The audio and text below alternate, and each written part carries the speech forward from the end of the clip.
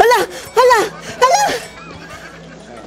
Ganyan talaga kainit mga kababayan ang mga pangyayari sa Quadcom ngayong gabi. Inabutan na ng gabi mga kababayan. Muntik nang batuhin ni dating Pangulong Duterte si Trililing dahil iba-iba ang pinagsasabi. Panoorin po ninyo mga kababayan kung paano ito nagsimula. Sabi ko kung if I'm lying or if my statements are falsely stated or if there is an iota of ang tinutukoy ni dating Pangulong Duterte dito mga kababayan ay yung pinresenta ni Trillanes mga kababayan na spreadsheet na bilyon-bilyon na daw ang ninakaw ni Duterte. Magbigti ako.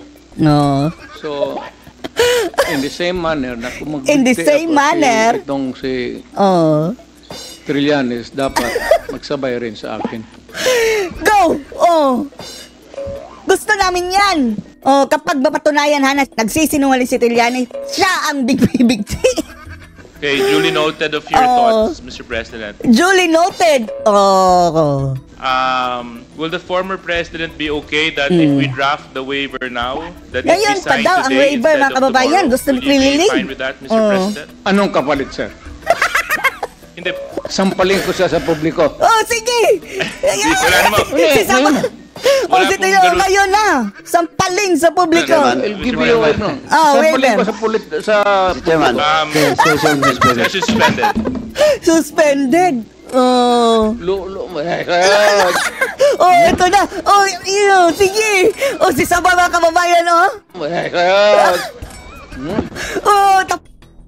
batuhin mo, si Saba, Napatawa si Saba. Hoy, gusto ko mga ganitong mga lalaki, mga karinyo, brutal. Lagkit ng tingin ni Saba, mga kababayan.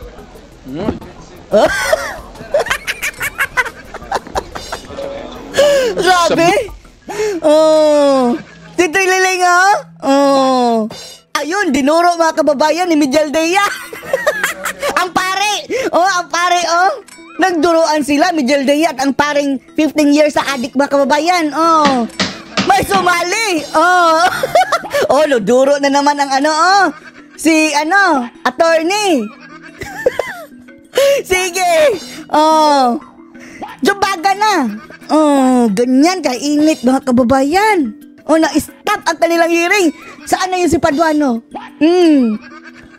I-contact pa na Paduano. Hindi na nila alam anong gagawin mga kababayan. Please observe proper decorum. We are in a committee hearing. Batuhin mo, PRD. We have already stressed from the very beginning. Tuwad ko mo. Huwag na tayo makinig dito sa panot. Tugsukin ng plunder case sa COA.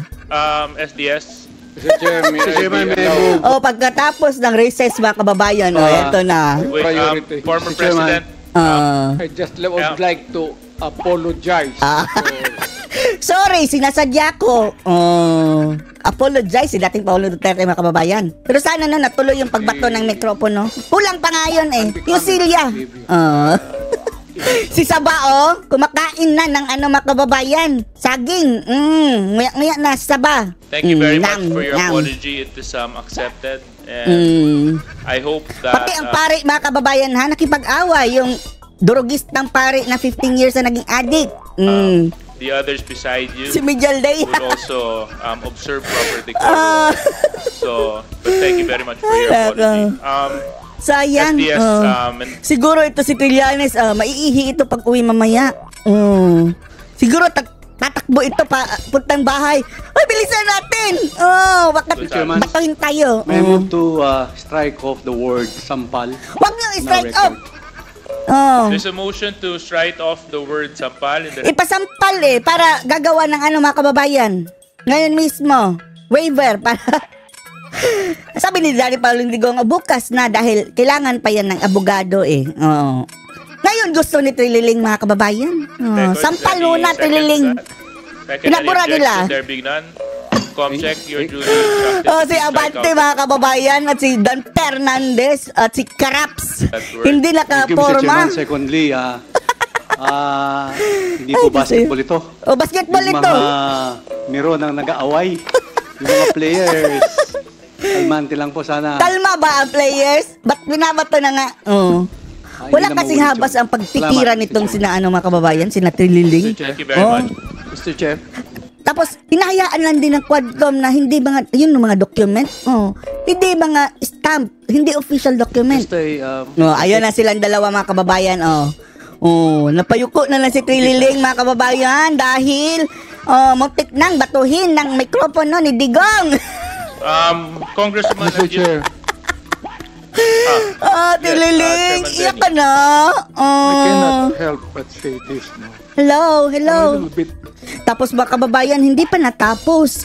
Alas 9 na. Hindi nyo pa pauuwiin si dating Pangulong Digong?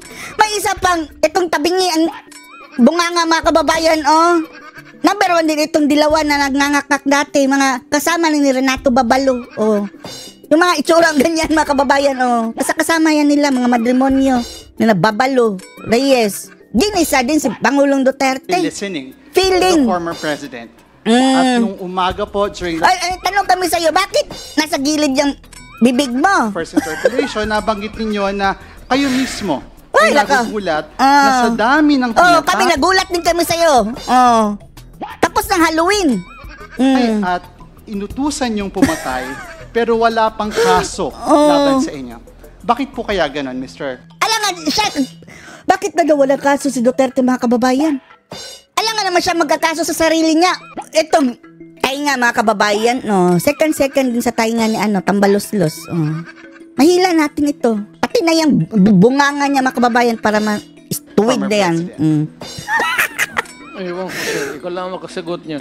Bakit wala pa siyang kaso? Bakit tinatanong mo? Siya ang kakasuhan. Maraming pong salamat for responding, Mr. Former President. I'll Ubog. now go to my questions.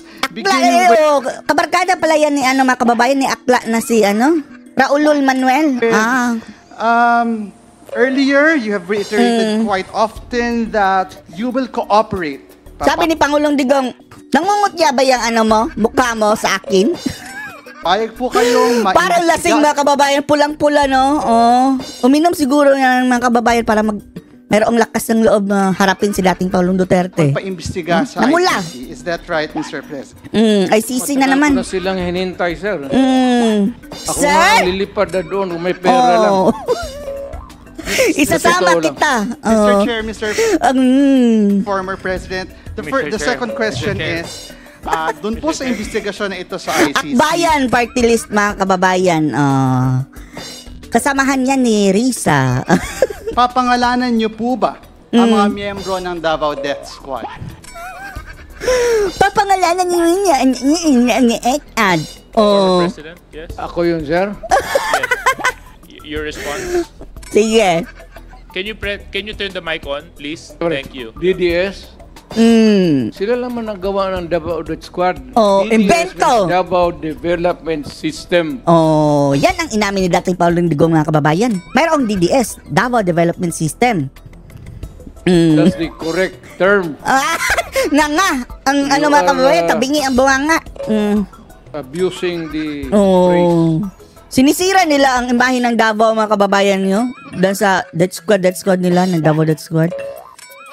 Safest city yan. Kayo lang naman ang invento niyan eh. To the detriment of my city. See? Wala Oh. na tuloy pumupunta doon. Dahil sinisira nila mga kababayan. Still on the issue, Mr. Chair, willing po ba kayo na doon sa investigasyon na Pwede yon tikpan natin sa yung ICC bunganga mo. na pangalanan ang mga biktima ng pagpatay sa Davao ng DDS, however you call it, simula nung kayo ay mayor? Kayo ang nang-aakusa. Kayo ang mag-provide ng mga biktima. So nga Hanggang ito sa nga. kayo po ay maging presidente. Kabobohan mga kababayan, Hindi ako ano? gumagawa ng listahan, sir, kung sino ang namatay. Sila nga ang nagsabi na You have 30 to mil. go to the register of what's it? Punta ka muna sa sementeryo, Civil Akla. register. At sa maybe sa Tingnan mo police. mga pangalan doon, ilista mo lahat. Huwag ko sa akin, hindi ako bookkeeper ng Pahiyan. para Bunganga, sa namatay ng mga tao. Bakit tabingi ang mukha Next mo? question, Mr. Costume ba to? Chair, Mr. Former President, willing po ba kayo na doon sa investigasyon na yon magsalita tungkol sa paggamit nyo sa PNP bilang inyong death squad through the reward system? Ano siya, sunga? Etong mga kabubuhan na tanong mga kababayan, ungas. Yes, I will answer questions about Answer DDS. questions. Davao But Development I System. have never said that I am willing to admit Oh. the existence of DDS to kill people. Oh. Sabi niya, Davao In that Development investigation, System. Mr. Chair, Mr. Former President of the ICC, willing po ba kayong banggitin kung sino-sino ang nasa drug war at a drug war watch list ng Malacanang at ng police? Magalit pa ako, sir, kung hindi nila gamitin. Totoo lang. Oh, isama mo sa I mabilog. would be totally disappointed kung hindi nila gamitin yung listahan kung nasaan yan. Ano ba itong pinagtatanong na aklang to? Bayan ng could shed a utak ng mga light tagakbayan mga kababayan. to the extrajudicial killing that happened in this country. Sendanya, Mr. Percival. Chair, Mr. Former President, dahil willing kayo magpaimbestiga, naniniwala po ba kayo na kayo ay entitled to due process? Natural. Ay, nako. Itsura mga kababayan. Masisira inyong gabing yan. Baka bangungutin kayo dito sa itsurang ito. Yung pang Halloween, ang costume. Wala pang costume, nakakatakot na. Anong masasabi niyo dito mga kababayan? Post your comments below.